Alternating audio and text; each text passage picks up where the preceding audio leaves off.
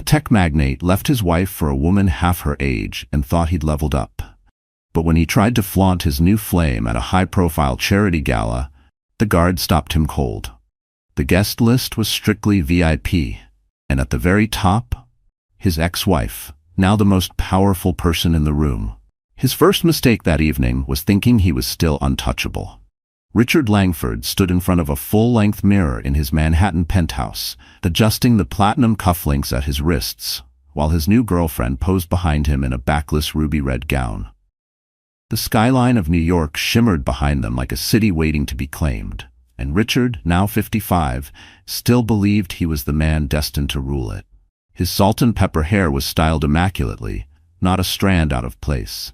His custom tux hugged his broad shoulders, and every detail in his outfit screamed money and calculated influence.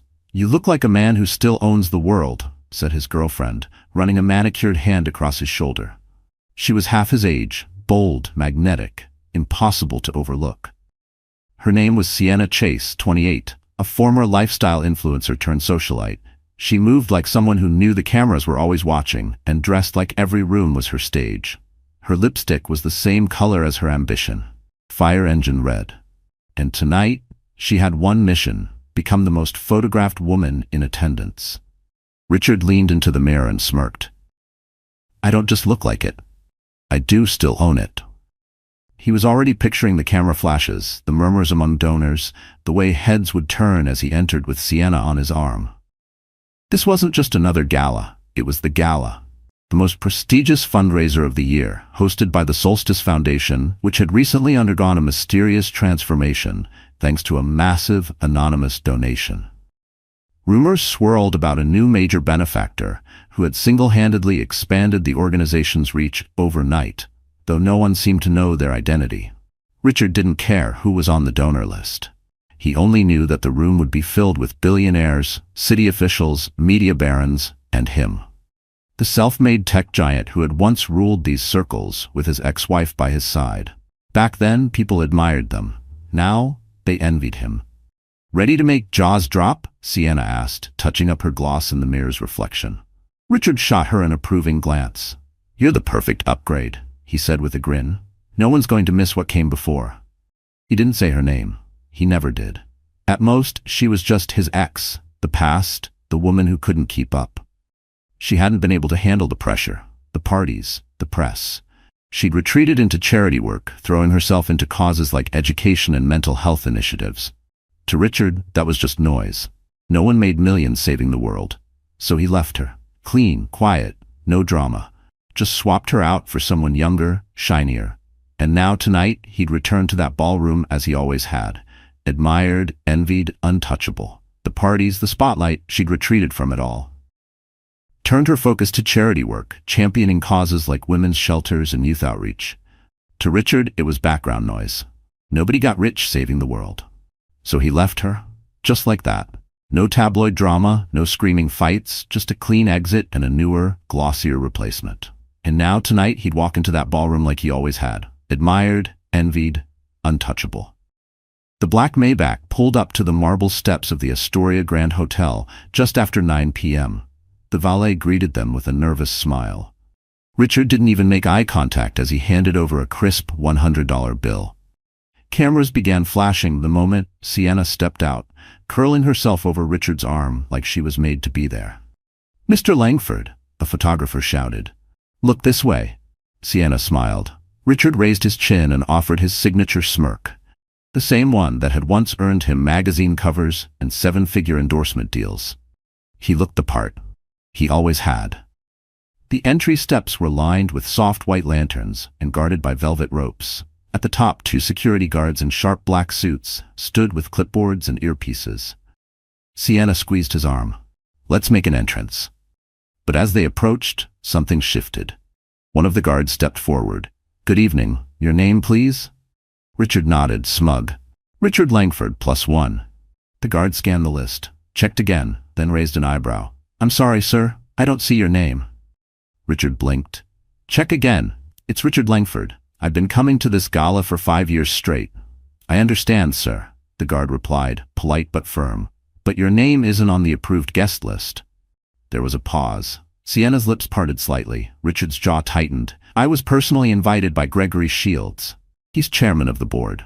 I understand, the guard repeated, but this year's event is strictly by invitation only. We can't admit anyone not on the list. Richard stepped forward. You must not understand who I am.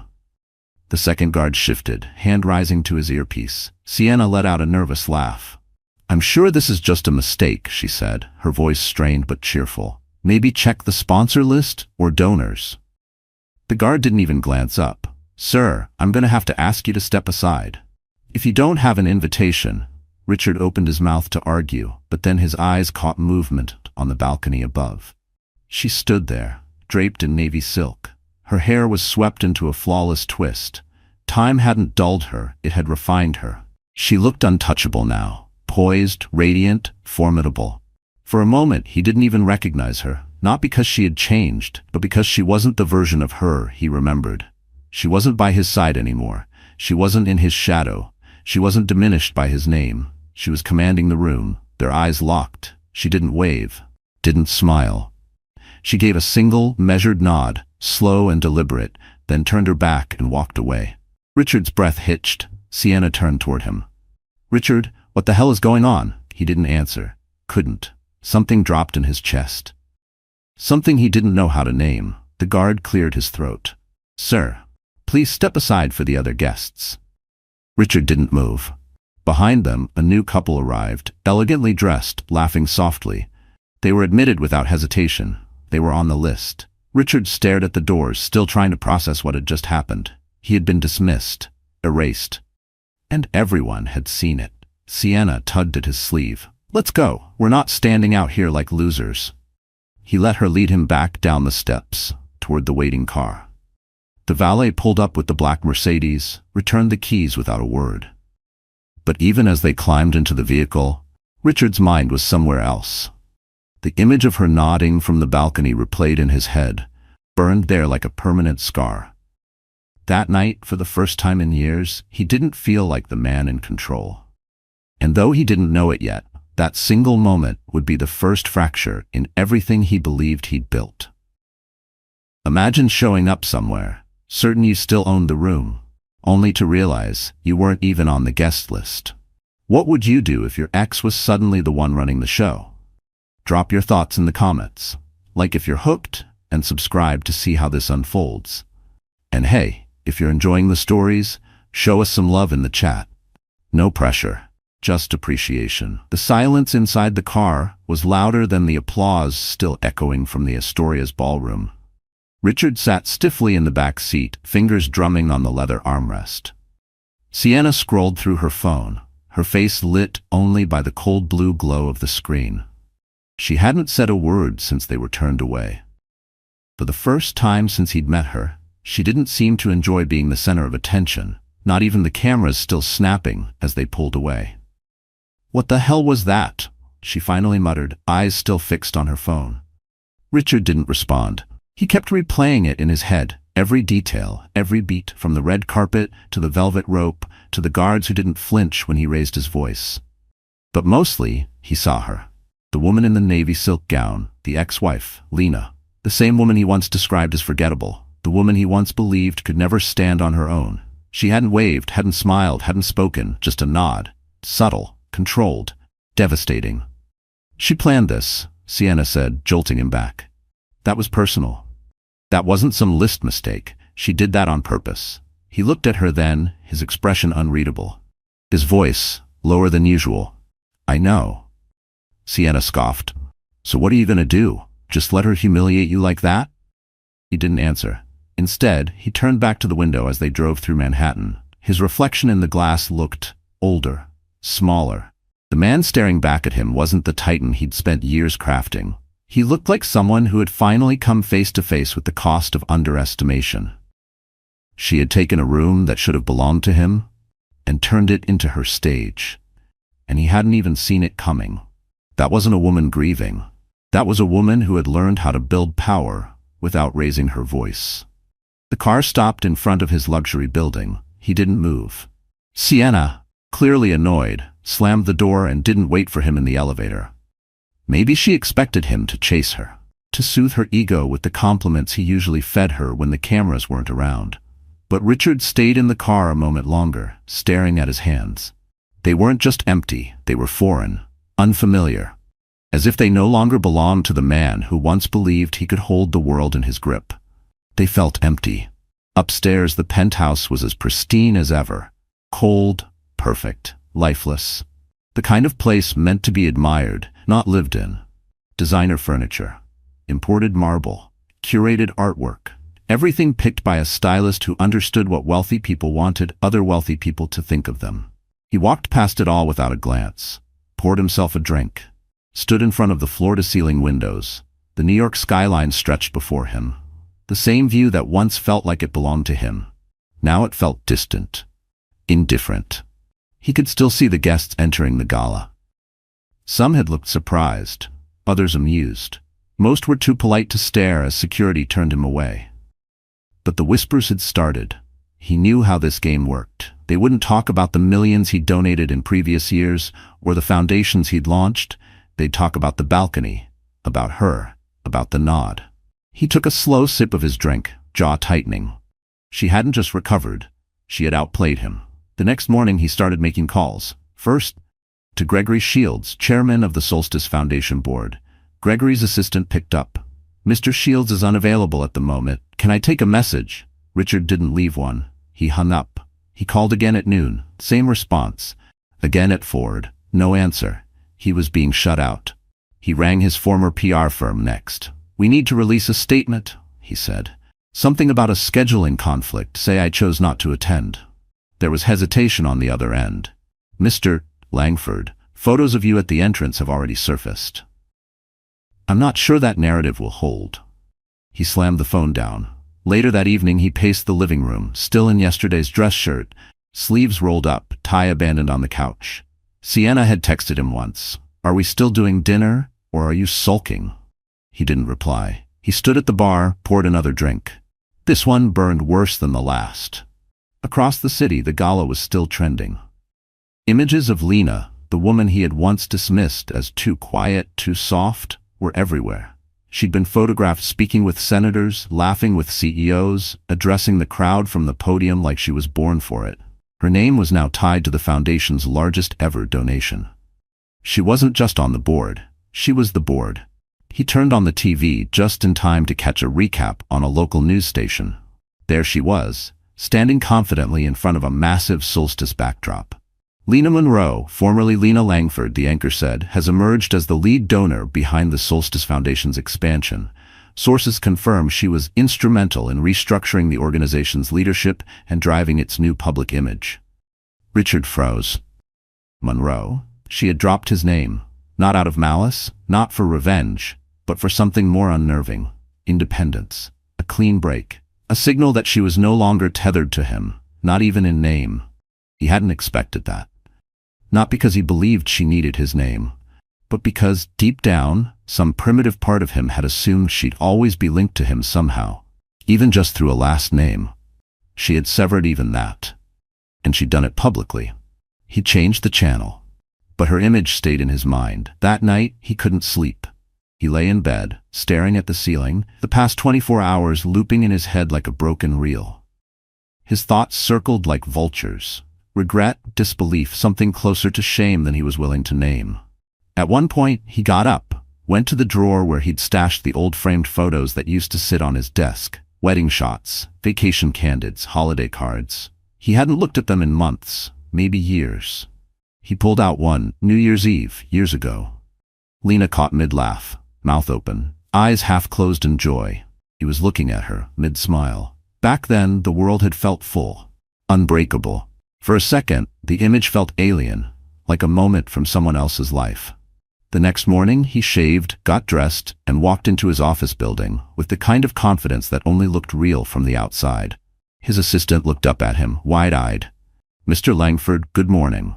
"Get me Gregory Shields on the line," he said, tossing his coat over the back of the chair. "Or someone from the Solstice Foundation board. Anyone who'll pick up." She hesitated. "Sir, there's been a memo." "What kind of memo?" "Apparently, the foundation has decided to no longer pursue partnerships with any corporate entities tied to ongoing litigation. Richard frowned. What litigation? She looked down at her tablet. The Atlantic Heights development. It's being reopened for environmental compliance violations. His face hardened. That project had been cleared months ago. That's absurd, but it wasn't. Lena had once served on the city's development oversight committee before stepping away. She still had connections, influence. Now she had visibility and funding. He sank into his chair, and the realization crept in slowly, like a slow leak through concrete. This hadn't just been about a gala. This wasn't a party snub. She had taken back control, and not just of her image or her name or her dignity. She was rewriting the story, crafting a new narrative, one where he wasn't the protagonist, not even the antagonist, one where he simply didn't matter anymore. And for the first time since Richard Langford built his empire, one calculated deal, one media splash at a time, he felt something he couldn't escape with money, charm, or power. Irrelevance. And the worst part? She hadn't needed to say a word. All she did was nod. But the undoing had started long before the balcony, long before the velvet rope and the closed door. It had begun in quieter moments. At first, it looked like triumph. It looked like confidence. But even in the early days of Richard Langford's so-called success, the cracks had already started forming. Hairline fractures beneath the surface. Cracks he had been too arrogant or too blind to see. It began with the late nights. Not the kind consumed by deadlines or deals, the kind where he simply didn't go home. He'd tell Lena he had another investor dinner, another emergency board meeting, and she, always calm, always gracious, would nod and wish him a productive evening. She never questioned him. Not then. She was used to the grind. She'd helped him build it from the ground up. What she didn't know was that those evenings weren't spent in boardrooms or steakhouse private rooms. They were spent in the dim corners of cocktail lounges, where red dresses replaced spreadsheets and compliments replaced contracts. He met Sienna in one of those lounges.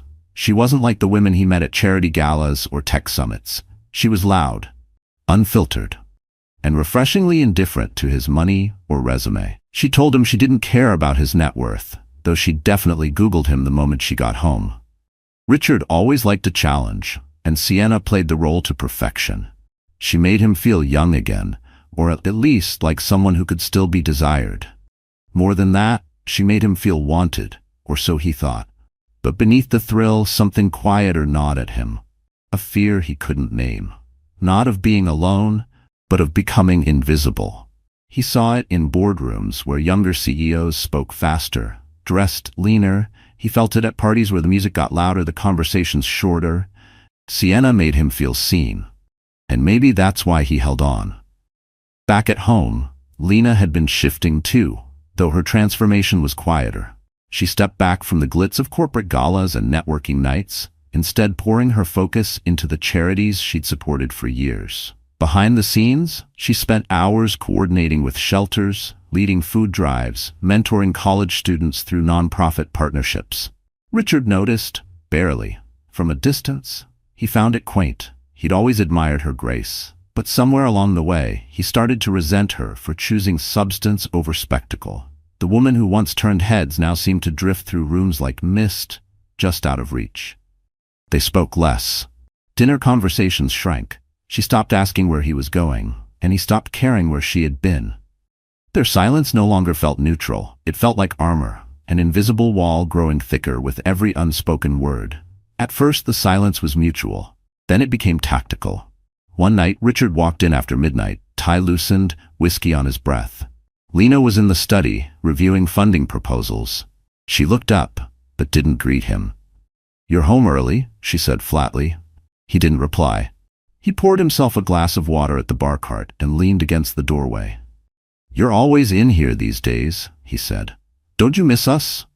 Lena turned a page. "I miss the version of us that used to talk." He let out a bitter chuckle. "That's rich, coming from you. You've basically become a nun." She looked up at him, finally. "And you've turned our marriage into a stage set for your ego." "I never asked you to change," she added, her voice steady. "But you did, and I'm tired of pretending I don't see it." Her words hit something he didn't expect. It was the first real fight they'd had in months, not because there hadn't been reasons before, but because they'd both been avoiding the one thing neither wanted to say out loud. There was nothing left between them. Nothing but shared property and the fragile performance of a relationship. A few weeks later, Richard left for a weekend in Miami. He said it was to court new investors. He didn't mention that Sienna would be there, and Lena didn't ask. When he came back, she wasn't at the door. She didn't even come downstairs. There was a note on the kitchen counter. "Dinner's in the fridge. I have an early meeting tomorrow." He read it twice, not because it surprised him, but because it didn't. She had always been poised, always composed. But now, that calm felt less like dignity, and more like distance. Something had shifted, and he could feel it, even in her silence. It was around this time that Lena started using her maiden name again. Quietly, at first, on emails, in nonprofit correspondence. She never made a public announcement. Lena never confronted Richard about her decision.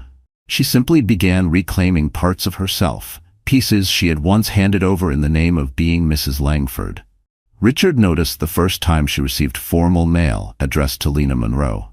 He held the envelope in his hand for a full minute before setting it on the counter without a word. That night, he called Sienna from his office.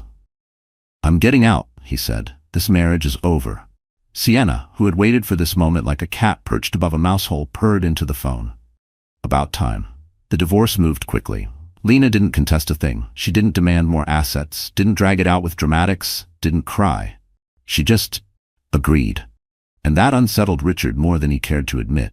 He'd expected resistance, bitterness, maybe even tears. Instead, she signed the papers with the same quiet composure she'd always carried, and then she vanished. But not before one final exchange. It was brief. They were standing in the entryway of the townhouse they once shared, the last few boxes packed, the space hollow with silence. Richard looked at her, holding his keys, his coat draped over one arm. "You'll be fine," he said, meant it as a peace offering. Lena met his eyes. "I already am." That was it. No dramatic exit, no slammed door.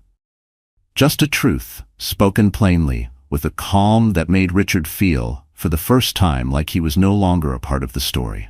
And yet, in the weeks that followed, he told himself he'd won.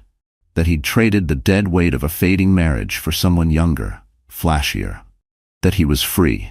That Lena's silence was a gift. But the cracks had already formed, not just in the marriage, but in the narrative he'd built for himself. Because for all his arrogance, Richard had underestimated something real, the strength of the woman he thought he'd left behind. And somewhere far from his glass penthouse and curated social world, Lena Monroe was beginning again. Not in rage, not in desperation, but in silence, in strategy, in strength. And one day, not long from now, that silence would echo louder than anything he'd ever constructed. Richard Langford stepped into his new life like a man entering a penthouse suite. Confident, poised, certain the view would always work in his favor. In the weeks after the divorce, he moved fast. His lawyer wrapped the process swiftly. No media frenzy followed. No splashy headlines, no dramatic photos, no courtroom spectacle. Lena, ever composed, ensured it. She signed quietly, made no public appearances, and disappeared. And to Richard, silence meant surrender. He saw it as a clean break, a power play, a man shedding an old skin to embrace something new. Sienna, radiant and wild, was on his arm now. Wherever they went, heads turned. She wore couture like she was born in it, like confidence had always come with the label. And Richard? He soaked in the attention like it was sunlight. He told himself he had traded restraint for thrill, elegance for energy, loyalty for lust, and that it had been the right call. At first it was intoxicating. He and Sienna were invited to every launch, every rooftop soiree, every private tasting and gallery preview. Her laughter was loud, frequent, engineered to be heard. Cameras followed them everywhere. Magazines started running features. Richard Langford and Sienna Chase, the couple redefining power and style. He didn't care that she had no background in business, no equity in any of his companies. She was a statement, and Richard loved statements. His penthouse, once quiet, curated, dignified, became a showroom of excess. Stylists cycled in weekly. Caterers rotated through themed dinner parties. Every room bore the imprint of some brand's aesthetic. And Richard, for a time, believed he'd stepped into the better version of his life. But under the surface of that luxury, shadows flickered. Small signs of unease he drowned with another pour of wine, another flattering headline. He stopped hearing from people who used to call Lena a friend. At first, he didn't notice. The couple from the art district stopped inviting him to their garden gala. The woman from the museum board returned his call with a vague excuse. One by one, the quiet ties began to loosen. Still, Richard chalked it up to loyalty shifts, casualties of divorce. People pick sides, he told himself. Let them. But something deeper was unraveling. Lena hadn't just walked away from the marriage. She'd walked away from the world he thought they would always share. And she hadn't taken bitterness with her. She had taken dignity, credibility, influence. She hadn't shouted or posted cryptic messages. She hadn't chased sympathy. She vanished, with purpose. And that silence, it stretched. Richard's first real sense of unease came during an interview with a prominent lifestyle network. The interviewer, a sleek woman named Nicole, smiled brightly through most of the segment, until the final question. "You've become quite the face of luxury in recent months," she said. "What do you think defines your transformation since the divorce?" He hesitated, half a second too long. Sienna shifted next to him. He recovered. "Clarity," he said. "When you walk away from something that's no longer working, you gain perspective." Nicole tilted her head. "And Lena, she was a big part of your public image for years. Any thoughts on how she's doing?" The energy in the room shifted. Richard smiled, his practiced smile, the one that smoothed over discomfort. "She's doing what she's always done. Quiet work behind the scenes. I'm sure she's fine." But Nicole's expression held something unreadable. A flicker of knowing. "Actually," she said, "we recently received word that she's made a major donation to the Solstice Foundation. Some are calling her the silent force behind its new direction."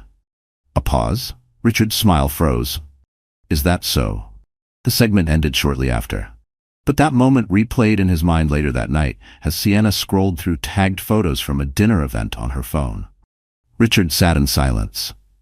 He only half listened. His mind drifted, back to Lena, to her silence, to the way people had slowly stopped calling, and to the realization that maybe, just maybe, she hadn't disappeared. She had simply stepped into a different circle. Still, he pushed the thought away. That night, he hosted a party at the penthouse, celebrating a tech acquisition that would triple his company's media holdings. The space was flooded with music, laughter, and the scent of champagne that cost more than most monthly rents. Sienna was magnetic, dressed in something sheer and glittering, effortlessly captivating the room. And Richard, ever the showman, lifted his glass high. "To reinvention," he bellowed. The crowd cheered. Glasses clinked, cameras flashed, and yet at the back of the room, near the floor-to-ceiling windows, he felt something. Not guilt. He didn't believe in guilt. Just an ache, a hollow weight. A space no applause could fill, a silence that settled deeper than noise could cover. Even the best performances lose their thrill when the audience has moved on. It all came to a head weeks later, when he saw her name again. Not Lena Langford, Lena Monroe. It was printed at the bottom of a Forbes Women editorial about influential private philanthropists reshaping the future of American charitable giving. She wasn't the subject. She was the author, a thought piece, insightful, sharp, personal. She wrote about building in silence, about letting actions speak louder than platforms, about legacy. There was no mention of Richard, no bitterness, just quiet power, like steel under silk. He read it 3 times. Then he set the magazine down and stared out at the skyline, the same view he once found exhilarating. Now it felt far away, like a city he no longer quite belonged to. Sienna walked in moments later, mid-rant, about a PR manager who had totally screwed up her brand messaging. She dropped onto the sofa beside him, legs across his lap, waving her phone. He nodded, not really hearing her. She was still talking when he stood and walked to the bar. The ice in the glass cracked softly, barely a sound, but loud enough to echo in the room's stillness. The silence between them, once hidden under passion, began to settle. Heavy, like fog. The divorce had looked like freedom. It had felt like victory. But now, in the stillness of a high-rise built to impress strangers, Richard began to feel something else. Not quite regret. Not yet. But close. Across the city, Lena Monroe woke before sunrise most mornings. Not because she had to. Because she wanted to. There was peace in that early stillness, a calm that filled her new apartment like a quiet promise. She no longer lived in a 3-level townhouse with a doorman who bowed too often, or ceilings too high to feel like home. to hear your own breath. Her new apartment was smaller, brighter, simpler. 2 bedrooms, tall windows, soft gray walls she'd painted herself, and a balcony just big enough for a chair and a cup of tea. But it was hers. A space not meant to impress, but to exhale. A place where every corner whispered of freedom earned the hard way. Every detail, every choice, every item of furniture carried a story she had written on her own. Not as someone's wife. When Lena left Richard, she didn't run. She didn't cry.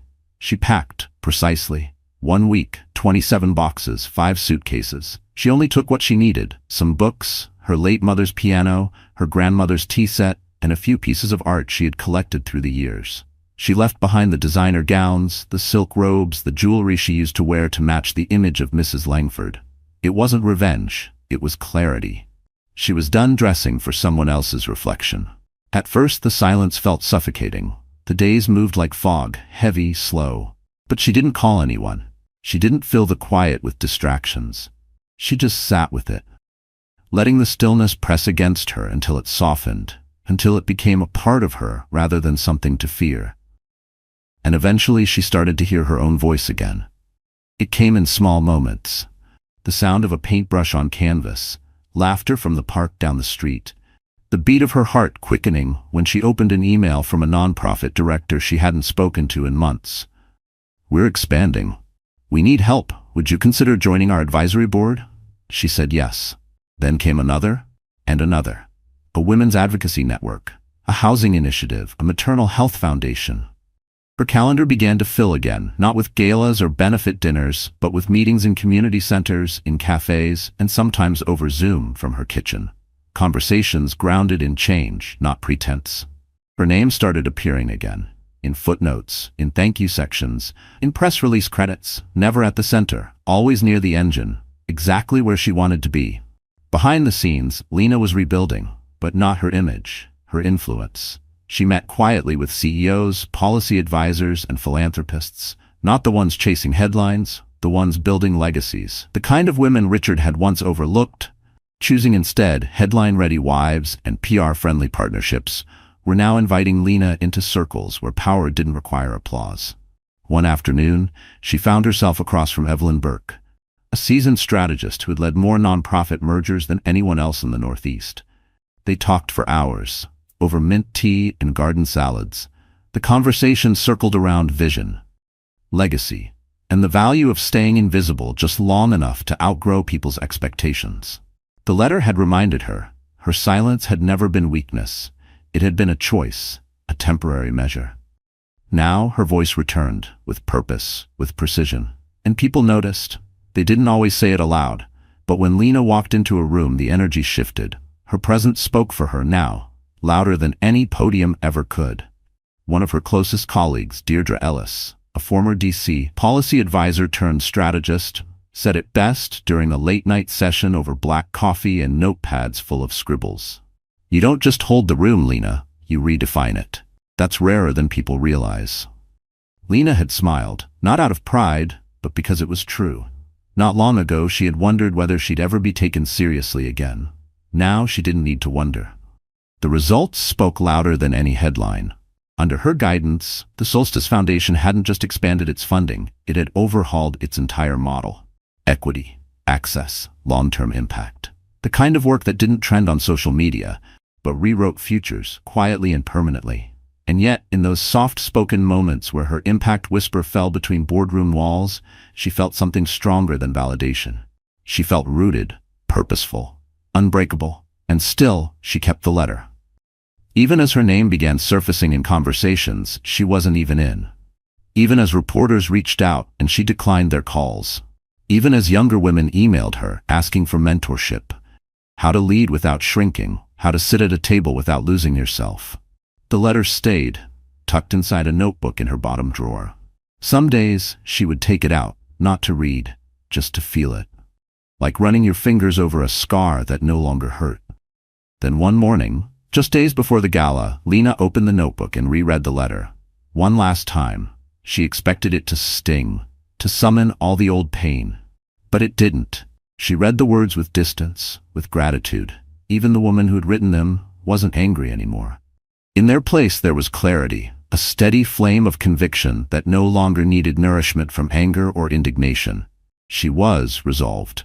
Lena smiled, tore the letter from the spiral binding and walked to the fireplace. Without pause, she lit a match, held it to the edge of the page, and watched it burn. Each sentence turned to smoke, each confession into ash. When it was gone, she stood for a long moment, her reflection flickering in the glass. That afternoon, she finalized the gala's floor plan, reviewed the security protocols, approved the final guest roster. When her assistant asked if there were any names to remove, she said only one: Richard Langford. No drama, no note, no confrontation, just a name, quietly erased. And in doing so, she closed a chapter no letter ever could. Closure. On her terms. It was the kind of night that made the city feel alive. Towering glass buildings shimmered under a violet sky. From the street below, the Sterling Hotel glowed like a monument to wealth and status. Luxury sedans pulled up in rhythmic succession. Doors opened to reveal beaded gowns and precision-tailored tuxedos. The red carpet had been laid hours earlier. Velvet ropes. Camera crews. The Solstice Foundation's annual gala was, as always, the talk of the city. But this year, it carried a different energy, an air of mystery. No leaked donor list, no CEO had publicly claimed the event, and that only heightened its allure. Richard Langford stepped out of the black Mercedes. She had once fought just to get a place on the agenda. Now she shaped policy proposals, rewrote campaign objectives, and even had a hand in choosing the gala's venue, its tone, and its guest list. Her only condition? No public mention of her name. No articles, no press quotes, no spotlight. No one outside the inner circle knew she was behind the transformation. But inside the circle, everyone knew, and their loyalty belonged to her. The gala wasn't about revenge. It wasn't about dominance. It was about presence. Richard would never see it coming, not because Lena was hiding, but because he never thought to look. He assumed she'd faded, that she had stepped quietly into the background, that he had traded her in for something younger, shinier, better. But Lena had never needed the noise. She had only learned the value of being underestimated. And while no one was watching, she built a fortress beneath their feet. By the time the invitations went out, her name appeared nowhere. But her signature was on everything. The color palette, the floor plan, the donor tiers, the security details. Every guest had been vetted, every seat strategically selected, and when the final guest list was printed, she ran her finger down the names, carefully. Richard Langford wasn't on it. She paused, then nodded once, and just like that, the circle closed. Richard had always believed appearances were everything. Not just the suits, the polished speech, the curated charm, but the projection of control, of momentum, of success. He'd built his adult life around the illusion of perfection, sculpting his image with the same precision he used to grow his portfolio. In his world, there was no room for flaws, only finish. But something was shifting. It started with invitations. At first, his assistant blamed it on timing, on the seasonal lull. But Richard noticed. Events where he used to be a guaranteed name now passed without him. The Downtown Art Gala, the annual development forum, a silent auction hosted by the governor's wife. These weren't just parties, they were battlegrounds for influence. And quietly, Richard was no longer in the center. He brushed it off. At first, people were just jealous, he told himself, uncomfortable with how quickly he had moved on from Lena. And Sienna? Well, she was an acquired taste. She didn't have Lena's grace, her balance, her quiet intuition, but she had edge, spark. She said things that made people laugh or flinch. Either way, she got attention, and Richard liked that, at least in the beginning. But then came the missteps. At a benefit dinner for educational reform, Sienna interrupted the keynote speaker with a joke about private school bribes. No one laughed. Richard smiled tightly, but he noticed the way the couple seated beside them exchanged glances, and how the foundation director subtly avoided their table for the rest of the evening. At a luxury brunch hosted by a premier real estate group, Sienna arrived in a dress cut 2 inches too high and made a casual remark about flipping distressed properties for fun. Later, one of the hosts posted a group photo from the event. Everyone at their table was tagged, except Richard and Sienna. He said nothing. He never did, because to say something meant admitting that things weren't perfect. And Richard didn't do imperfect. But the signs multiplied. At work, a longtime partner quietly pulled out of a joint venture, citing brand alignment concerns. A veteran client asked to shift meetings to another executive. Richard's name appeared less frequently in internal communications, memo summaries, briefings, newsletters. He wasn't losing money yet, but he was losing something more elusive: reputation. And still, Sienna didn't notice. Or maybe she didn't care. She filled his penthouse with influencers and creators, filming content, staging collaborations, hawking lifestyle brands.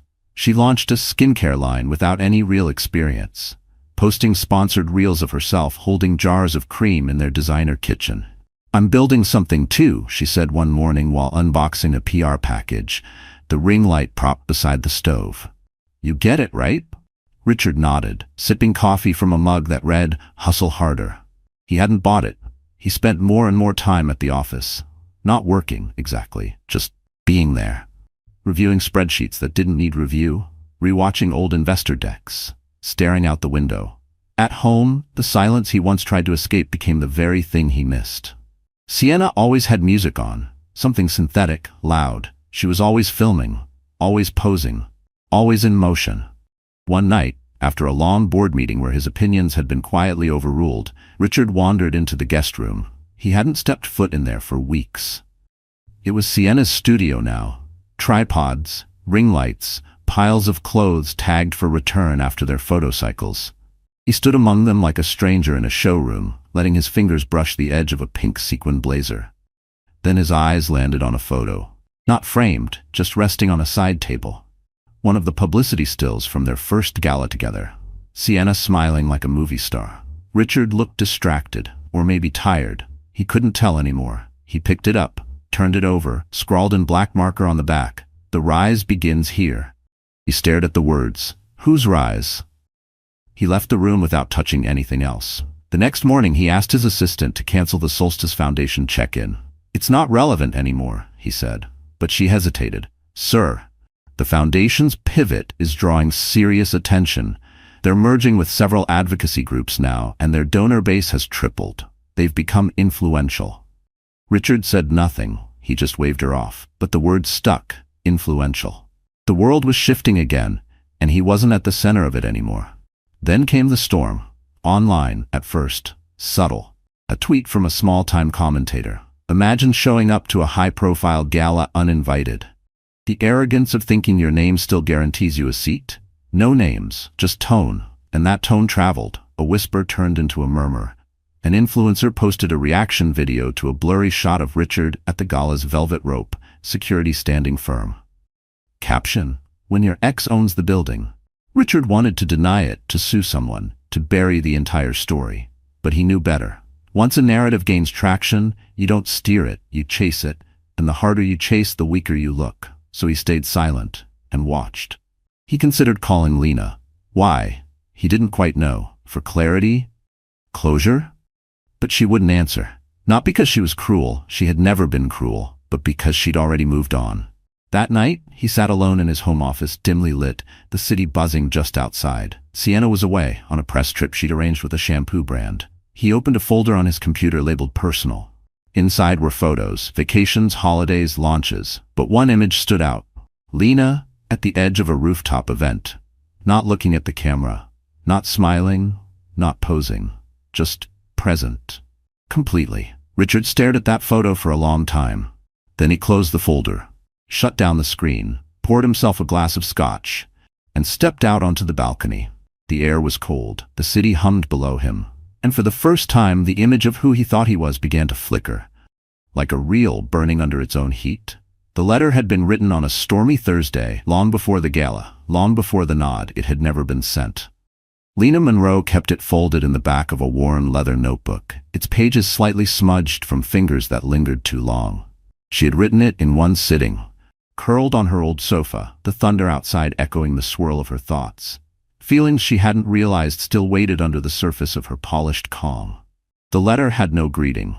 No, "Dear Richard," no warm-up. Just a beginning. Like someone walking into a room they used to live in, and speaking as if they'd never left. "You'll never understand what it cost me to stay silent." Her handwriting was steady, but the pressure of her pen told a different story. The words were carved deep, like truth etched into something permanent.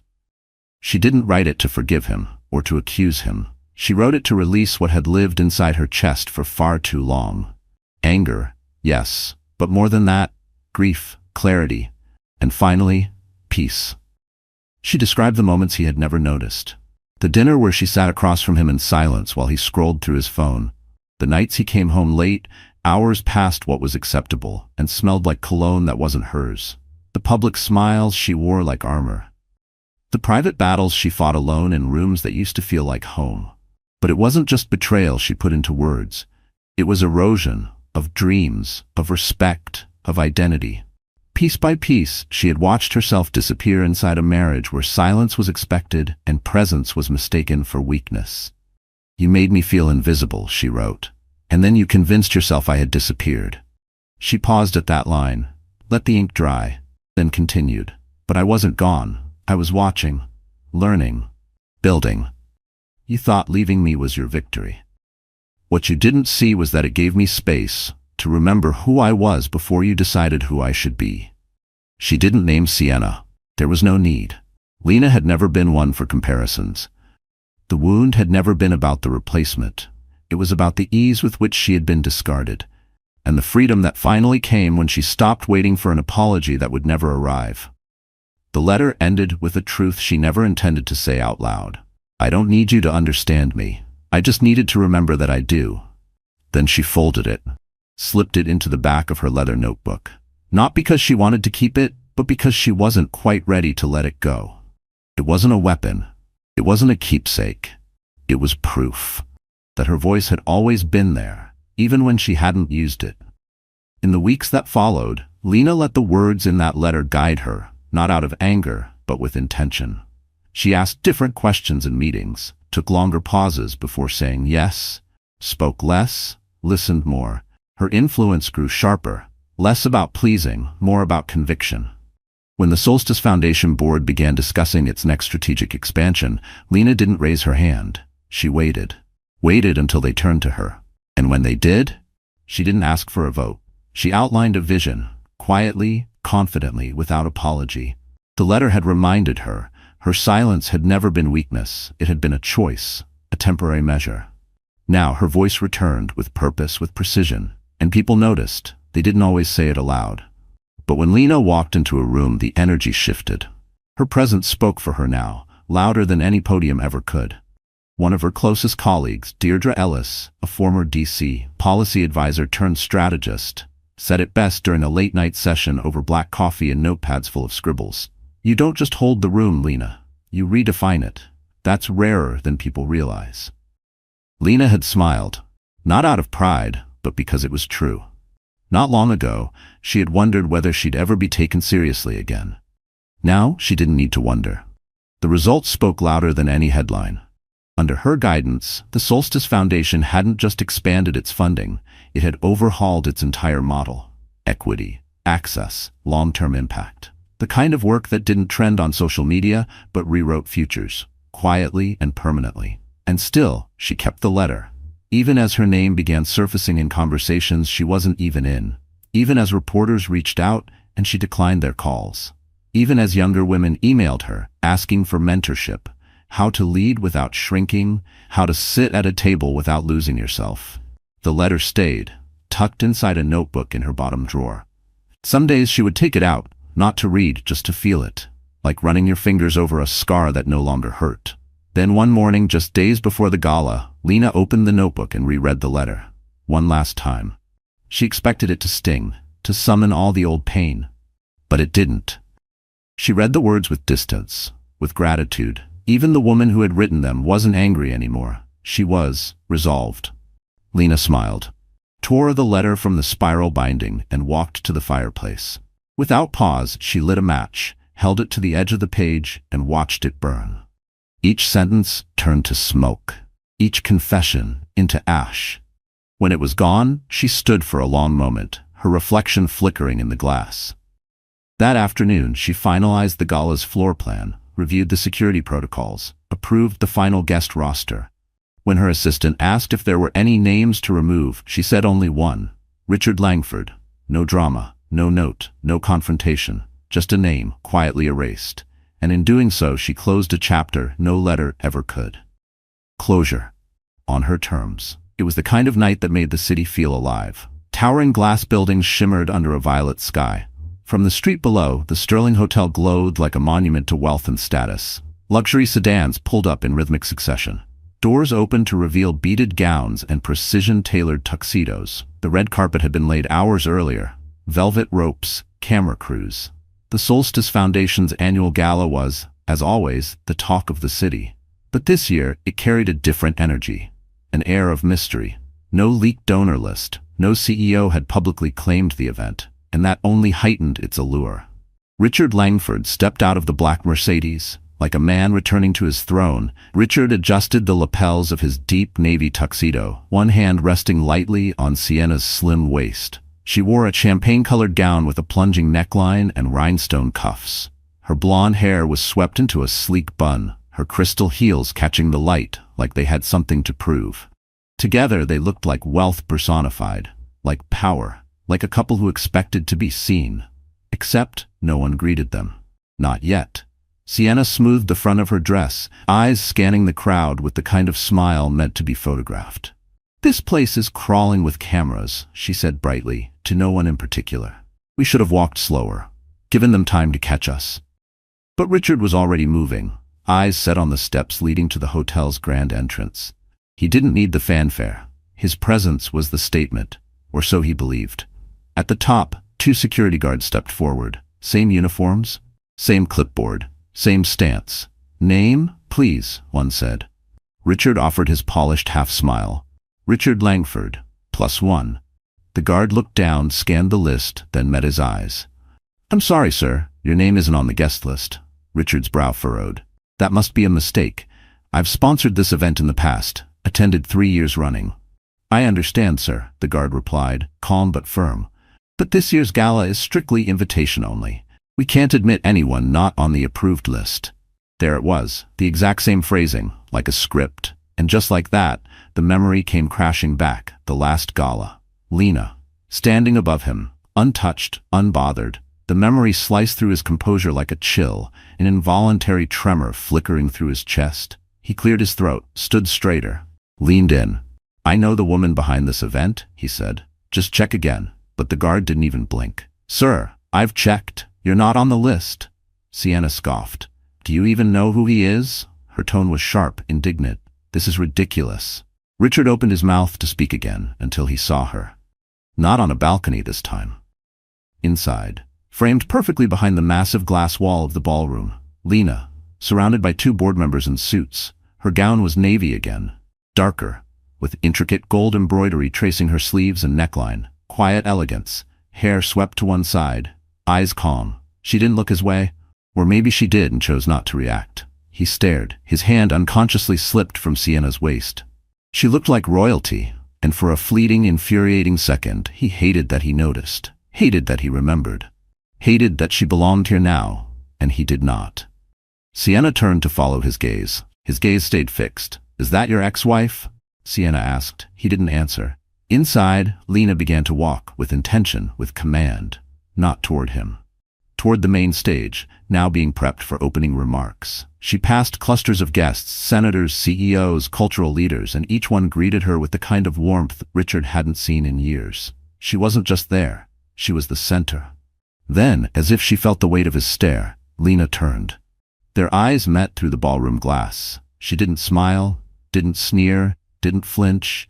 She just stood, watching him, as if seeing someone she used to know. Someone who once mattered, but didn't anymore. Then slowly she turned away and walked on. Sienna's voice cut through the silence. "Are you seriously going to let this happen again?" Richard felt the heat rush to his face. "It's not over," he muttered. He stepped forward, toward the guard. "Get someone from the board. I want to speak to whoever's in charge." The guard didn't move. "Sir, I'm going to have to ask you to step aside." More guests were arriving now. Some glanced in their direction. A few recognized him. Cameras hovered, uncertain whether to capture this moment or pretend it wasn't happening. Sienna whispered sharp curses under her breath. "This is humiliating," she hissed. Richard didn't respond. He stood there, jaw tight, eyes locked on the ballroom. Inside, the lights dimmed. Music began. A spotlight hit the stage, and there she was, Lena. She stepped up to the microphone. Applause erupted. Richard watched through the glass as she addressed the room with a grace he had almost forgotten.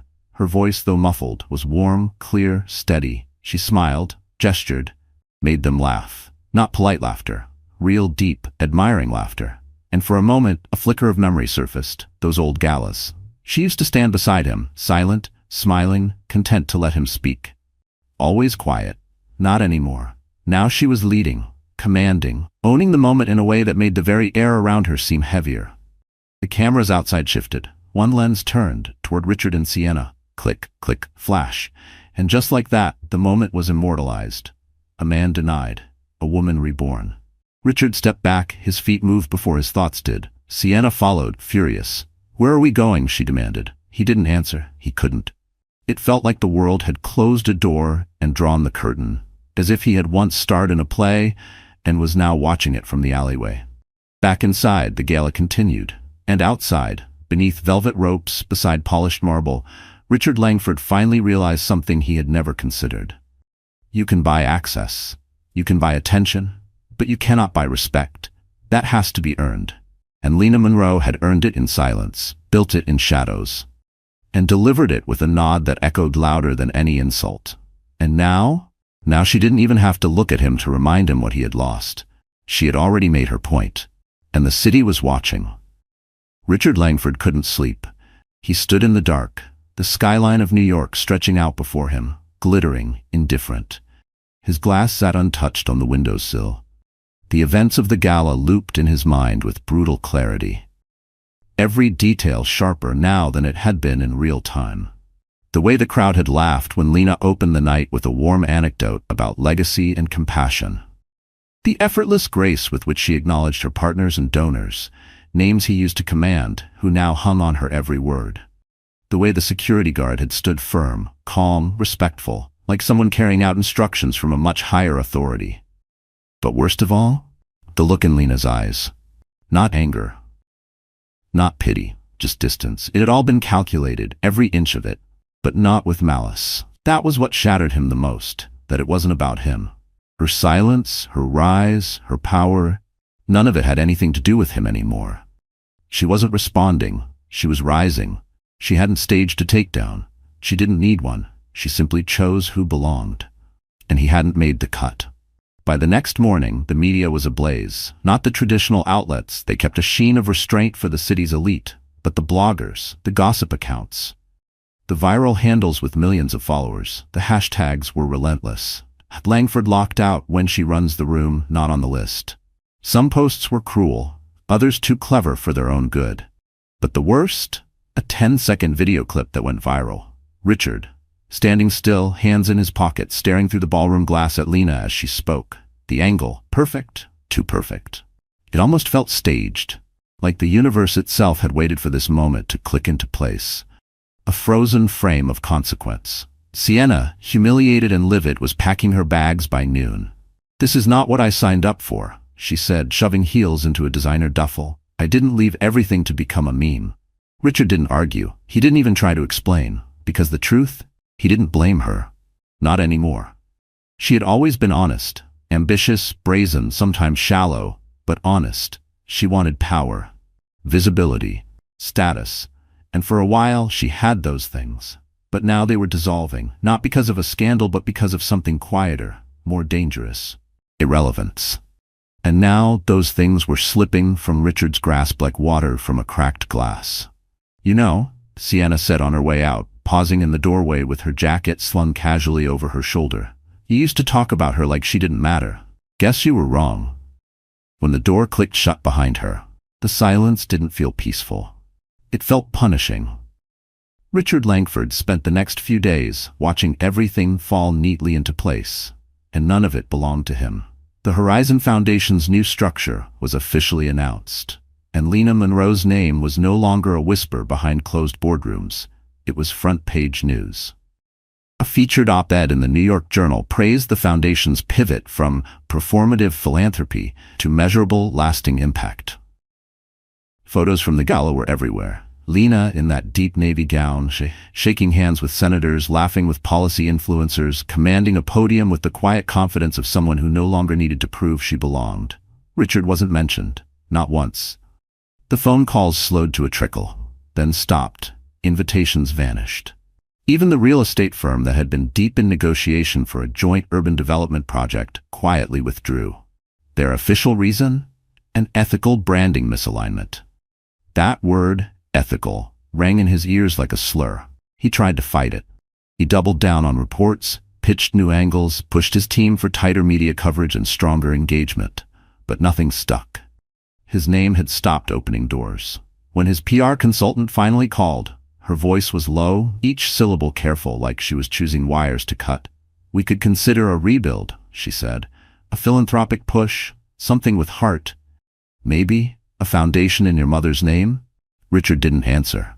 What would be the point? Anything he did now would look like damage control, not principle. By Friday, he gave up the pretense. He canceled meetings, ignored emails, let his phone buzz endlessly into voicemail. He moved through the penthouse like a ghost, unshaven, barefoot chap, staring too long at rooms once curated for power, now echoing with absence. One night, unable to sit still, he got in the car and drove. No destination, just city lights and wind against the windows, a hollow beat in his chest. And somehow, without intending to, he ended up in the old neighborhood. The one where he and Lena used to walk hand in hand on Sundays, before ambition outpaced affection. The community center she used to volunteer at was still there. It had been repainted, bright blues and yellows, more vibrant than he remembered. Outside, two teenagers were unloading boxes from a delivery truck. One of them wore a black t-shirt with the Horizon Foundation's logo stretched across the back. Richard watched for a moment, then slowly, silently, drove away. Back at home, the city lights blinked outside his windows, indifferent, untouchable, just like her. He opened the drawer he hadn't touched in months. Tucked between an old contract and a checkbook he no longer used was a photograph. Lena, the original, not a copy. She was laughing in it, head tilted back slightly, a book clutched in her hands. He couldn't remember what they'd been talking about. Just the sound of her laugh. The look in her eyes when she used to look at him like he mattered. That version of her no longer existed. And neither did the version of himself she had once believed in. The realization came not as a jolt, but as a murmur, soft, undeniable, and suffocating. He hadn't just lost Lena, he had lost the best reflection of himself. He stood there for a long time, the photo in his hands, the skyline glowing outside his window, indifferent and unbothered. And in that silence, Richard Langford finally understood something he had never dared face. You can build towers, sign checks, host galas. But if you do it without care, without love, without truly seeing the ones beside you, the day will come when you find yourself on the outside, alone. And when it does, the doors don't slam shut. They simply never open. They nod from the balcony and keep walking. The morning after everything fell apart, the city looked unchanged. But Richard Langford did not. The sunlight streamed through his glass walls, cold and unforgiving, brushing across pristine surfaces in a home that no longer felt earned. He moved slowly, like each motion cost something. There were no emails, no strategy calls, no invites to accept. His calendar, once bloated with appointments, flights, and curated appearances, was blank. The world had continued, without him, and for the first time he truly saw that it had never needed to pause. He had believed that influence was altitude, that once you reached a certain height, you were immune to gravity. But gravity had arrived anyway, and its name was Lena Monroe. Not bitter, not vengeful, just focused, measured, and strategic. She hadn't yelled. She hadn't warned. She didn't need to. Her absence had done the speaking, and now her silence echoed louder than the applause he once engineered. The press picked up the story, not because it was scandalous, but because it meant something. Op-eds described Lena Monroe as the new face of private philanthropy. Not loud, not boastful, just visionary. Words like resilience, reinvention, legacy clung to her like honors. Richard's name? It appeared rarely, and when it did, it was an afterthought. A before picture. The final blow came from a video, clipped from inside the gala. The moment Lena concluded her speech, poised, calm, radiant, the crowd rose in a standing ovation. Some clapped, others cheered. But near the front row, as Lena turned to step away from the microphone, someone leaned over and whispered, "It's about time people saw her for who she really is." The speaker wasn't named. It didn't need explanation. The comments spread like wildfire, quoted in captions, woven into articles, painted across digital backdrops as symbols of strength and quiet defiance. It became a rallying cry. She had become something Richard never expected, iconic. He watched the video alone in his office, sunk into the same leather chair where he used to finalize multi-million-dollar deals. The screen glowed in the dim room, casting long shadows across his face as he leaned forward, elbows resting on his knees. He didn't know what to call the emotion moving through him. It wasn't anger, it wasn't sadness, it was hollowness. The absence of power, the realization that what he had once dismissed had outgrown him, and done so with dignity. Not in a blaze of glory, not with vindictive fury, but with quiet certainty, like roots growing beneath concrete until the pavement cracks. He didn't call Lena, not because he didn't want to, but because there was nothing left to say. No apology would carry enough weight. No explanation would land without sounding defensive. And she didn't need either. She had already turned the page. It was just now realizing the book had ended. Outside, the city kept moving, honking, buzzing, breathing, unmoved by his reckoning. Richard sat still in a home that looked polished, expensive, curated, and completely, irreversibly empty. Every surface gleamed like a showroom. But none of it felt like it belonged to a person anymore. It was a mausoleum of ego. He wandered into the living room, shelves lined with trophies and accolades, all glinting under recessed lighting, testaments to a past that felt detached from any lasting value. He pulled one down. A crystal award, naming him Innovator of the Year 5 years ago. He turned it slowly in his hands, reading the etched letters like they belonged to someone else. He remembered the night he won. How Lena had stood in the crowd, silent, proud, steady. She had never needed credit, only to be seen. And he hadn't. He'd mistaken her grace for passivity, her support for dependence. Now he understood. She had always been strong. He had just been too arrogant to see it. That evening, as dusk painted the skyline in ink and gold, Richard walked the halls of his penthouse. One last time, he paused at the door of the guest room, Sienna's old studio. The air still held the faint scent of her perfume and ring light heat. He turned off the last lamp she'd left, folded it into a storage bin, and shut the door. In the kitchen, he poured himself a drink, not for celebration, not even for comfort, just to feel something real in his hand. Then, without thinking, he picked up his phone, opened a blank message. He didn't type her name, just stared at the blinking cursor, the space where words could go, but wouldn't. 1,000 things swelled in his throat, apologies, memories, regrets, but none of them crossed the threshold. They stayed inside, heavy, stubborn, unspeakable. After a moment, he turned off the screen and set the phone down. The next morning, Lena Monroe gave her first public interview in years. She spoke with calm resolve. She didn't mention Richard. She didn't dwell on the past. Instead, she talked about the future. The mission of the Horizon Foundation, the women stepping into leadership for the first time, the meaning of presence without ego. She ended the interview with one quiet line: "Power isn't about who speaks the loudest. It's about who can stand alone without needing to be seen." Richard watched the broadcast from the darkened corners of his home. The curtains were drawn, the lights were low. He didn't cry, he didn't shout. He just listened. And when it ended, he stood, walked to the window, opened it. The city air was sharp. It smelled of pavement and lost opportunities. He breathed it in, felt it settle into him, then stepped back into the silence. Once, he had been admired. He had been powerful. But in the end, Richard Langford wasn't undone by scandal. He wasn't crushed by headlines. He was eclipsed by a woman who had outgrown him, with elegance, with restraint, and with a single devastating nod. So the story's over, our wonderful friends. Are you still here at this hour?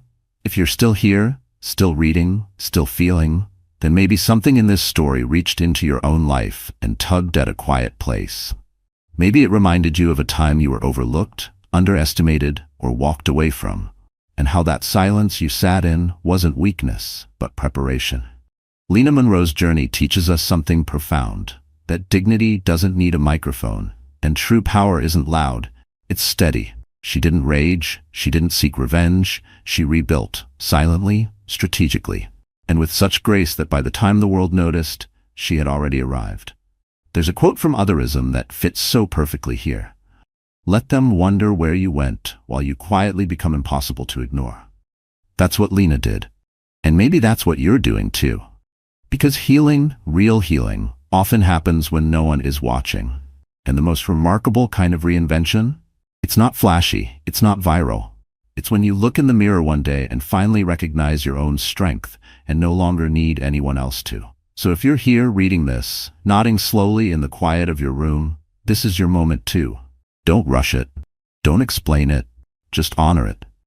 And hey, if this story stirred something in you, if it made you pause, reflect, or even smile with a little ache in your chest, please like, share, and subscribe to the channel. Your support helps these stories reach others who might need them too. Let's keep telling the stories that remind us. You don't have to shout to be powerful. Sometimes you just have to stand still and let the silence speak for itself.